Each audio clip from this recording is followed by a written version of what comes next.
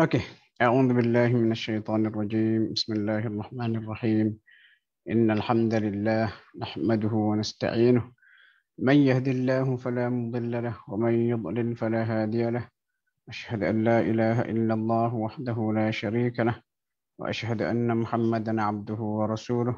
Rabbi shrah li sadri wa yassir li amri wahlul 'uqdatam min lisani yafqahu qawli. يؤتي الحكمة من يشاء ومن يؤت الحكمة فقد أوتي خيرا كثيرا وما يذكر إلا أولو الألباب وفوق كل ذي علم عليم. اللهم اهدنا وسددنا، اللهم لا تكلني إلى نفسي طرفة عين. الحمد لله رب العالمين. السلام عليكم ورحمة الله وبركاته. Alhamdulillah, kita panjatkan syukur kehadirat Allah Subhanahu wa taala kerana pada tengah hari ini dapat sekali lagi kita bertemu dan insya-Allah duduk bareng seketika untuk kita kata berkongsi ilmu dan juga mengambil manfaat sekali lagi kita bertemu yang untuk perbincangan pada hari ini. Untuk mengambil manfaat sekali lagi kita bertemu yang dan insya-Allah untuk tengah hari ini kita masih lagi menggunakan buku ni, Perang Gerila dengan Syaitan. Okay, Perang Gerila dengan Syaitan. Dan kita dah masuk bab yang ketujuh. Iaitu bentuk-bentuk serangan iblis untuk merosakkan manusia ataupun anak Adam. Dan Alhamdulillah untuk sesi yang lepas, kita dah sampai kepada bentuk serangan iblis ataupun syaitan yang ke-14, iaitu menggalakkan pendedahan aurat. Dan kita dah bincang panjang lebar sebelum ni bagaimana bentuk cara setan nak rosakkan Adam dengan pelucutan aurat. Dan itu antara matlamat utama iblis ataupun syaitan yang mana dia cuba kali pertama dahulu semasa di langit untuk menggoda ibu ataupun ayah kita Adam dan juga Hawa supaya makan buah tu yang menyebabkan akibat daripada melanggar perintah Allah dalam syurga pakaian mereka terlucut. Dari kesimpulan dia, pakai sempurna itu antara ciri-ciri yang kita akan perolehi dalam syurga besok. Jadi di dunia ni kalau jin orang yang suka redahkan aurat, kalau kita kata itu bukan spesifikasi ahli syurga yang memudahkan kita masuk ke syurga. Okey, tak apalah. Kemudian hari ini kita akan tengok dia kata ni belitan iblis. Rupanya tipu daya iblis kepada manusia ni berkaitan penutupan aurat ada 3 kumpulan. Sekali lagi saya ulang. Tipu daya iblis dalam isu berkaitan dengan pendedahan aurat yang melampau ini ataupun berkaitan dengan aurat ada 3 kumpulan. Yang pertama, golongan pertama iaitu penipuan iblis ataupun tipu daya iblis kepada para penentang hukum aurat yang kita kata golongan liberal, anti-Islam dan juga setengah pejuang feminisme. Dan golongan ini dia fikirlah cara macam mana dengan berbagai idea-idea konon hujah-hujahnya untuk mengatakan tak perlu tutup aurat. Ada berapa saya senaraikan di sini. Golongan ini memberikan hujah palsu untuk tablik fakta ataupun menafikan arahan menutup aurat. Sebenarnya ini kita kata idea-idea mereka, tetapi penaja di sebalik idea-idea ini adalah syaitan. Dan di sini saya berikan hujah yang mereka berikan dan juga jawapan yang boleh kita berikan. Okey, yang pertama, hujah mereka ni, golongan liberal ni yang menolak hukum menutup aurat ni. Dia kata arahan menutup aurat tidak menjamin keselamatan wanita daripada ancaman rogol, pencabulan. Kenapa?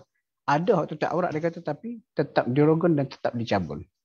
Jadi jawapan macam mana? Kita jawapan, mereka dicabul bukan kerana kesilapan kaum wanita. Mereka dicabul kerana kesilapan sesetengah kaum wanita yang tidak menutup aurat. Maksudnya nafsu lelaki jahat ni diterangsang, dia tengok tempat lain.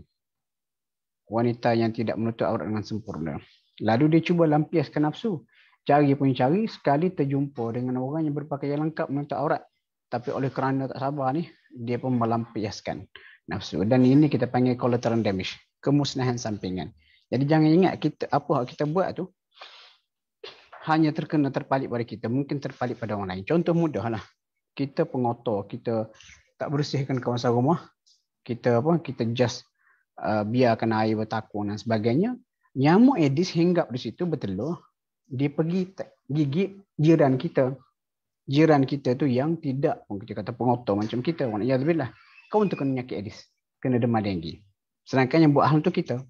Itu antara logik yang paling mudah kalau kita nak kata. Lepas tu kalau sekiranya wanita-wanita semua tutup aurat dengan sempurna, insya-Allah lelaki-lelaki jadi tenang. Contoh mudah. Saya pergi buat haji ataupun umrah. Buat haji dah. Duduk di Mekah sebulan. Dan kita tak tercemar pandangan mata kita. Sama juga saya pergi ke Padang. Saya pergi ke Padang, saya pergi ke Aceh. Payah nak tengok wanita yang tidak kita kata berpakaian tidak senonoh atau tidak sempurna di sana. Dan maksudnya insya-Allah minda kita bersih ataupun sihat. Walaupun ada seorang dua yang mungkin pelik, itu di luar kawalan. Tetapi nak ceritanya, jawapan yang boleh kita berikan ini disebut collateral damage. Kerana sebahagian yang menimpa akibat dia. Yang kedua, golongan penentang ni kata apa? Al-Quran mementingkan hati yang baik. Bukan semata-mata cara berpakaian. Dia kata apa gunanya menutup aurat tapi masih berakhlak buruk. Dan hujah mereka disandarkan pada ayat yang ke-26 surah Al-A'raf. Allah kata apa? Walibasut taqwa dzalika khair. Sebenarnya pakaian takwa itu yang sebaik-baiknya. Jadi awak nak pakai apa sekalipun pakaian takwa, soleh, hati baik itu penting. Dia kata macam tu. Islam menekankan ke aspek takwa, bukan pakaian. Jadi kita nak jawab macam mana? Kita kata hujah tersebut tertolak kerana mereka tidak mengambil makna ayat secara keseluruhan. Perhatikan ayat ni. Ni kita ambil ayat separuh-separuh ni tak boleh. Perhati ayat ni. Allah kata apa? Allah kata, ya bani Adam, wahai anak Adam. Rupanya saya ringkaskan. Ayat ni ada 3 jenis pakaian. Allah kata, wahai anak Adam, sesungguhnya kami telah turunkan kepada kamu pakaian yang ada 3 bentuk. Yang pertama, yuwari sawatikum. Pakaian yang menutup aurat dengan sempurna. Yang telah dispesifikasikan oleh Al-Quran dan juga hadis Nabi. Tak boleh ketat, tak boleh jarang. Kalau perempuannya, tudung tidak kena tutup dada. Kemudian tidak boleh memakai atau melakukan sesuatu yang boleh menarik perhatian.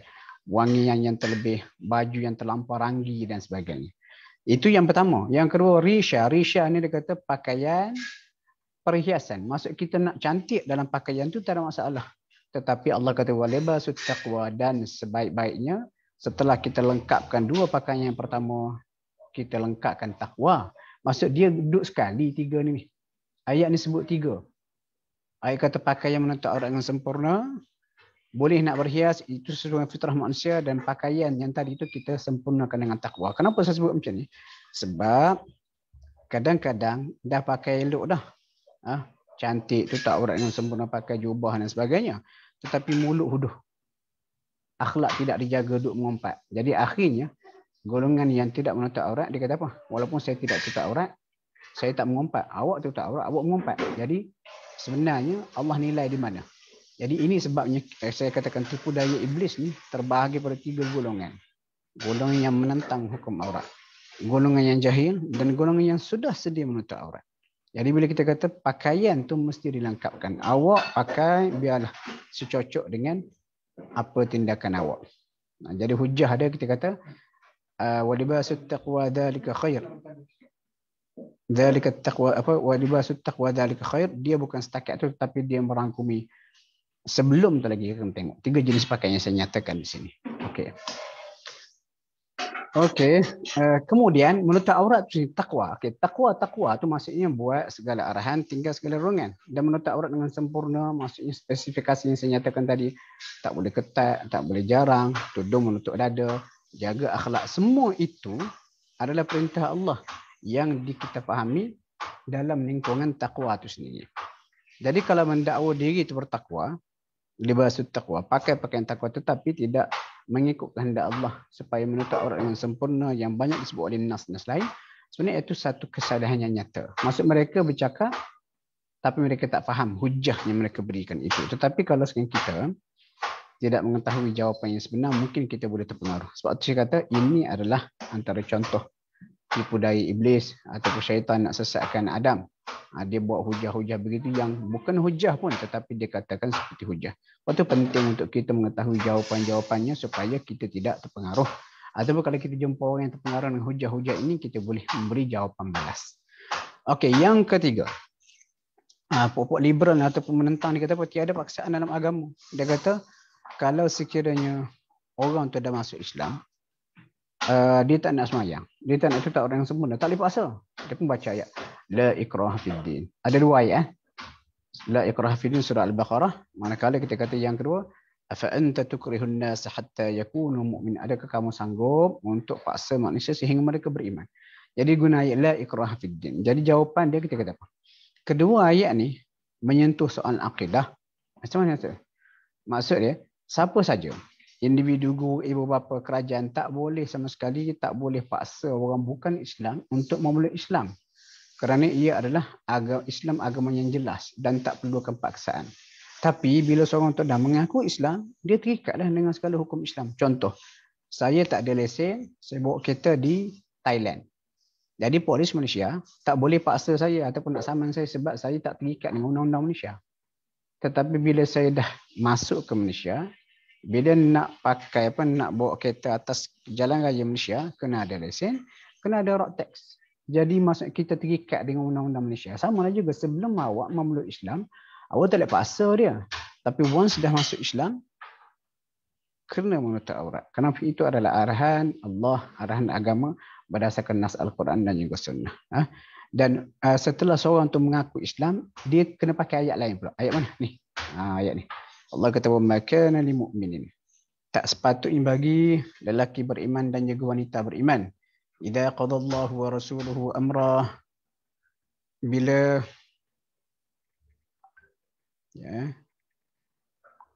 bila Allah Ta'ala dah tetapkan sesuatu untuk dia, dia tak boleh ada pilihan lain. Ayat ni sebenarnya surah Al-Ahzab ni cerita mengenai perkahwinan Zainab dengan Zaid bin Harithah. Zainab dengan Zaid bin Harithah tak sekufu berkahwin. Dan tidak kita kata tidak sekufu lah. Tak kita kata sefahaman. Jadi Zaid nak ceraikan Zainab sebelum arahan Allah tu datang. Dari turun ayat ni Allah kata tak boleh. Tak boleh bila Allah dah kata kena kahwin, kamu nak pilih pilihan lain. Jadi kesimpulan kita kata macam ni lah. Bukan bermaksud tidak ada paksaan dalam agama. Bila kawan tu dah masuk Islam, kita boleh paksa dia menutup aurat. Tak juga. Cuma jawapan ini kita berikan sebagai satu jawapan kepada pihak-pihak liberal yang menyalahgunakan ayat ini untuk menyokong hujah mereka. Jadi kita kata macam ni, tidak ada paksaan dalam agama tak sesuai digunakan dalam isu ini. Sebab apabila awak dah masuk Islam, macam saya katakan tadi, awak dah terikat dengan segala arahan Islam. Pun begitu, kalau teman kita masih tidak menutup aurat, masih juga berdegil, kita janganlah paksa dia. Kita pujuk. Banyak lagi cara-cara, teknik-teknik yang boleh kita gunakan untuk memujuk mereka. Kemudian satu lagi kita kena ingat, mungkin kekurangan saudara kita yang dah Islam ataupun yang Islam yang Muslim itu adalah tidak menutup aurat. Tapi jangan pula kita menutup segala kebaikan-kebaikan lain yang dia lakukan. Kekurangan dia satu, kelebihan dia mungkin ada lagi. Jadi jangan kita prejudis, habis semua kebaikan yang kita tolak hanya kerana satu tuntutan menutup aurat tidak disempurnakan. Itu cara fikir yang bagi saya lebih adil. Okey, hujah mereka yang keempat. Dia kata walaupun tak menutup aurat, seorang individu ada juga yang tetap beriman dan berbaik hati. Dan iman ni jawapan dia kata adalah pembuktian amalan. Macam orang kata, walaupun saya tak tutup aurat tapi hati saya baik. Saya tetap seorang yang beriman dan saya hati baik. Bila digunakan kita kata iman, kena ingat iman tu ada definisi dia mengikut agama kita. Apa definisi dia? Sesuatu yang diikrarkan pada hati dan diterjemahkan kepada perbuatan. Jadi menutup aurat ni termasuk daripada amal soleh yang berganti dengan keimanan. Iman ni kita boleh kata macam arus elektrik dan cahaya lampu. Kipas atau lampu pula seperti amal soleh. Arus elektrik dapat dibuktikan kewujudannya apabila perkakas itu berfungsi. Begitu juga hati dan juga iman manusia. Hujah yang kelima. Dia kata tu sebenarnya percubaan untuk tutup minda dan pemikiran progresif wanita. Tak, dia kata tak. Kemajuan dan kemunduran minda bukan bergantung pada pakaian, tetapi hati nurani. Kita kata ramai je wanita yang menutup dengan sempurna tapi maju ke hadapan tanpa kekangan. Dan masih ramai juga wanita yang mendedahkan aurat tapi berfikiran kolot. Saya suka bagi contoh. Baru ni saya dengar satu ceramah daripada Singapura. Bagus. Nama dia Profesor Jackie Ying. Dia ni dah 10 tahun masuk Islam. Dia ni antara saintis wanita, antara tokoh yang terkemuka lah Muslim. Dia masuk Islam selepas dia mengkaji Islam lama. Dan apabila dia masuk Islam, dia kata first time masa dia nak kena present diri dia selepas dia memeluk Islam, dia rasa macam takut. kerana dia menutup aurat dengan sempurna. Tapi bila dia pergi presiden, tak ada masalah. Dan kita tengok dia maju ke hadapan walaupun dia menutup aurat. Jadi kita tak boleh kata tutup aurat nak tutup minda. Ada ramai wanita yang menutup aurat dengan sempurna, tetapi mereka juga maju ke hadapan. Dan kalau kita nak pusing lah, walaupun saya tak suka guna hujah ni, ramai wanita yang mendedahkan aurat tapi tetap berfikir langkor. Jadi ini hujah-hujah yang diinspirasikan oleh syaitan sebenarnya untuk menentang hukum Allah. Okey, kemudian yang keenam, hujah mereka. Kata tak guna tutup aurat kerana tak menjamin kesucian jiwa. Ramai wanita yang menutup aurat tapi masih melakukan maksiat. Kita kata kejahilan dan kesalahan setengah individu yang tidak memahami tuntutan aurat yang sebenar tak boleh dijadikan sebagai sebab untuk nafikan kewajipan. Contoh kita kata macam pisau. Tak boleh pakai ada pisau ni. Kenapa? Dah ramai orang lupa kerana pisau. Takkan nak buang pisau. Pisau tu sekadar alat. Sebenarnya yang salah adalah pengguna pisau. Jadi inilah yang kita kata hujah-hujah yang cuba mereka timbulkan untuk memesongkan isu. Yang seterusnya yang ketujuh. Dia kata penutupan aurat sebenarnya lambang eksploitasi minda setengah lelaki. Dia kata khususnya orang beragama ke atas wanita. Wanita tidak mempunyai kebebasan dalam berpakaian kerana dikongkong oleh kaum lelaki yang menggunakan alasan agama. Dia kata macam tu. Apa jawapan dia? Mari tengok. Menutup aurat merupakan perintah agama yang sudah jelas hukum tanpa pertikaian. Dah ada, bukan orang lelaki. Bukan orang agama, ini arahan Allah. Nak tahu kena belajar lah. Wanita yang mendedahkan aurat juga sebenarnya dikongkong oleh setengah peniaga fashion pakaian yang mengambil keuntungan daripada eksploitasi mereka terhadap wanita. Mereka tanam propaganda. Wanita kena dedah bahagian tubuh untuk kelihatan cantik. Mereka memperkenalkan berbagai fashion baharu untuk keuntungan dan merasakan produk mereka. Tubuh wanita yang terpedayang strategi mereka akan berterusan dijadikan medium perniagaan. Tak mustahil sekian satu hari nanti pakai fashion akan mengatakan bahawa telanjang pula fashion terbaik untuk golongan wanita. Kita pun diikut dia. Apa saja pakaian dia. Tak ke sama tu. Dia kata tak ke sama. Tak ke sama. Sebenarnya sama lebih kurang. Cuma hujah jawapan kita kata ini adalah arahan Allah, pencipta manusia. Dia tahu apa yang terbaik untuk kita. Dan kalau kita kata ini sebenarnya eksploitasi minda orang lelaki. Awak pun apa salahnya, apa kurangnya. Rambut kena macam ni dan sebagainya. Ini tuan-tuan bukan nak bergaduh. Cuma saya nak katakan di sini, arahan menutup aurat ini arahan Allah. Dan bila ini adalah arahan Allah, dia akan ada sisi-sisi gelap syaitan yang nak supaya arahan ini dilanggar. Lalu dia berilah berbagai idea-idea yang kononnya nampak seperti bijaksana. Tetapi bila kita nilai dengan jawapan-jawapan logik yang diberikan oleh para ulama kita, ternyata perkara itu sangat salah. Okey tuan-tuan, rasa cukuplah untuk tengah hari ini. Tak boleh lama-lama seperti yang kita janjikan 20 minit cukup.